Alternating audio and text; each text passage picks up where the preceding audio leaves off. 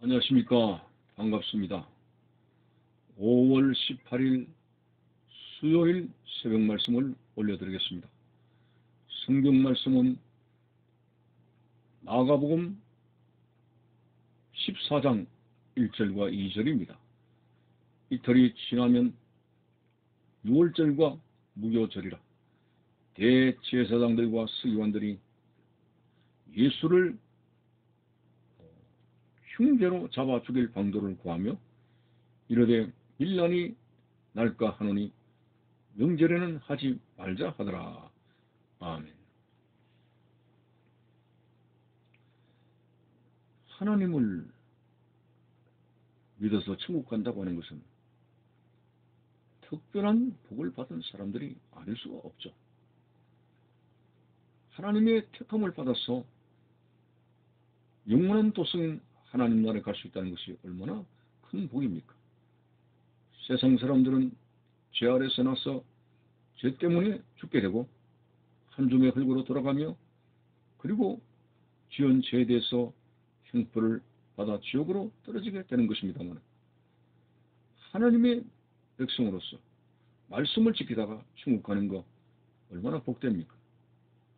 그런데 오늘 본문에서 참 아이러니컬한 사람들이 있습니다. 곧 바리새인들입니다. 그들은 율법을 가르치는 사람이고 율법대로 금식도 하고 11조도 하고 말씀을 지켜 사는 사람입니다.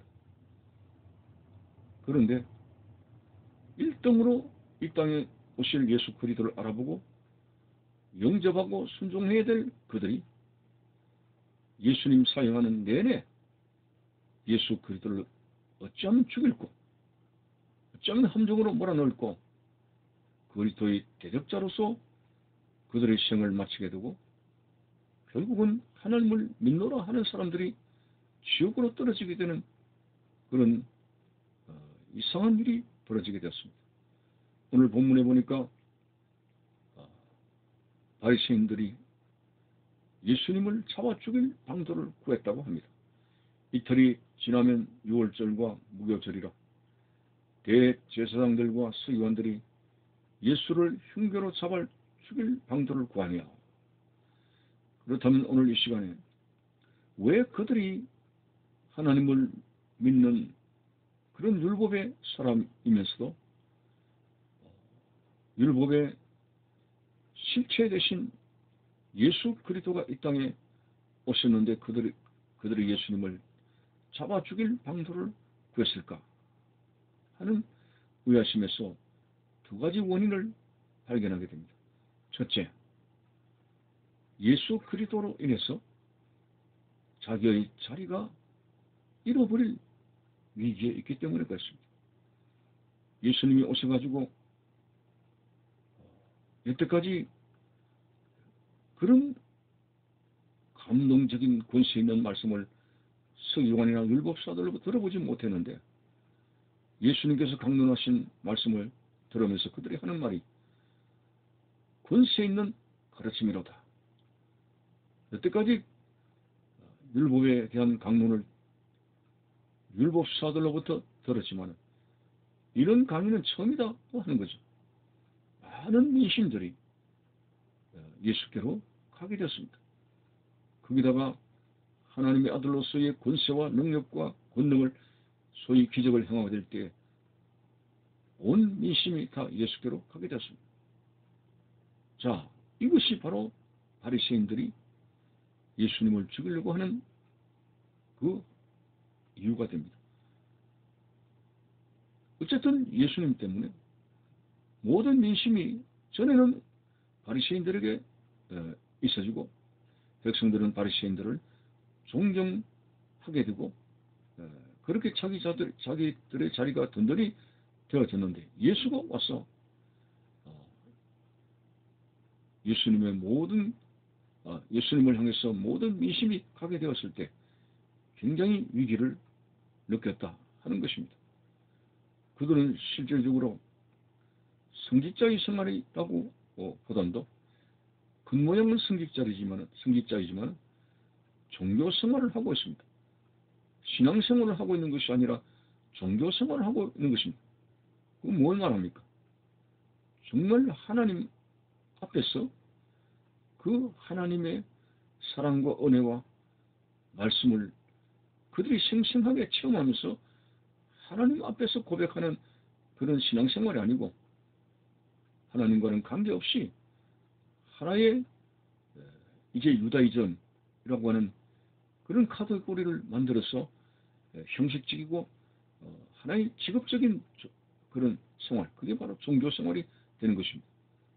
자, 그렇기 때문에 예수 그리스도가 나타나서 자기들을 향한 모든 민심을 도덕질해간다.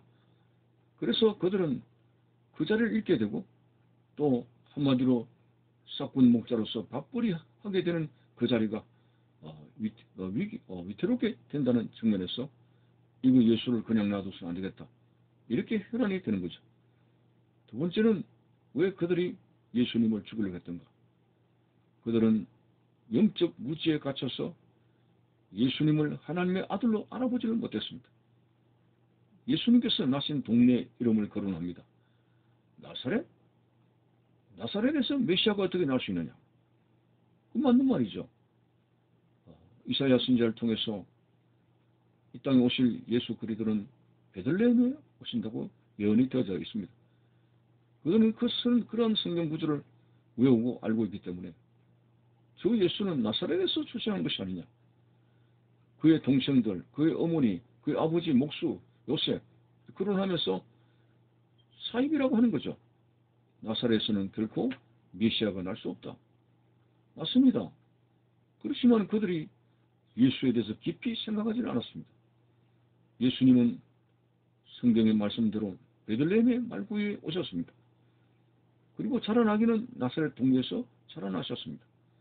그걸 모르고 그들은 단순하게 나사렛 사람이라 이렇게 거론하면서 예수를 사이비로 생각하고 결국은 예수님의 대적자가 되어서 예수를 죽이려고 혈안이 되었습니다. 자, 오늘 이 바리새인들의 모습을 보면서 사실 신앙생활 하는 사람들이 타락을 하게 되고 부패하면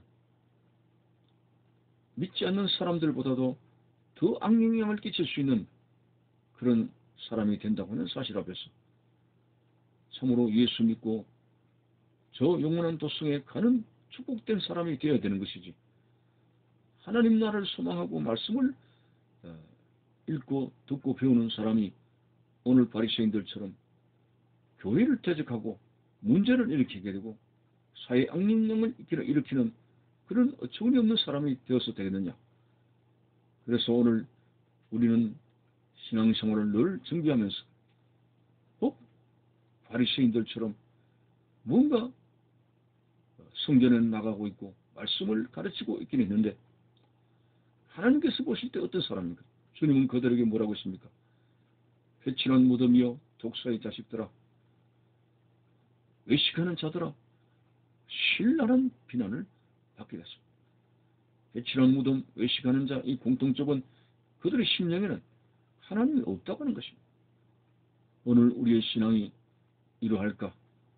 겸손한 마음으로 내 자신을 늘 정비하고 내가 진실되게 하나님을 바로 믿고 있는가? 아니면 종교주의자인가? 형식적으로 오늘 또 주일이기 때문에 그냥 예배만 드리고 있는가? 떨만 밟고 있는가?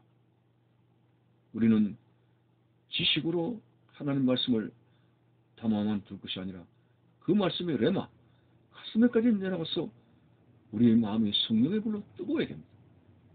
이것이 바로 주님에 대한 첫사랑의 어떤 본질적인 신앙이 될 수가 있습니다. 여러분, 우리는 예수 안에 사는 사람으로서 반드시 복된 사람으로 천국에 들어가는 입성하는 승리자가 되어야 되는 것이지.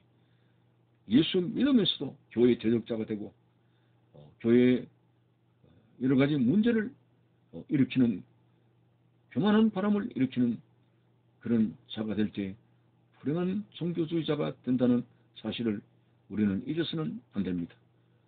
주님, 참으로 교묘하게 항상 내 자신이 바로 있는가, 서 있는가, 잘못된 것이 내 속에서 고개를 들고 나타나지 않는가? 바울처럼 항상 나를 쳐서 복종시킨다는 그런 자세로서 우리는 하나님 앞에서 믿음 생활을 한다는 것 잊지 말아야 됩니다. 사람에게 보이기 위해 사는 것이 아니라 불꽃 같은 눈으로 나를 지키시는 하나님 앞에 인정받는 믿음의 사람. 주님께서 다시 오실 때 나의 믿음을 인정받게 되는 그런 충실한 믿음의 사람이 되시기를 바라는 것입니다. 감사합니다.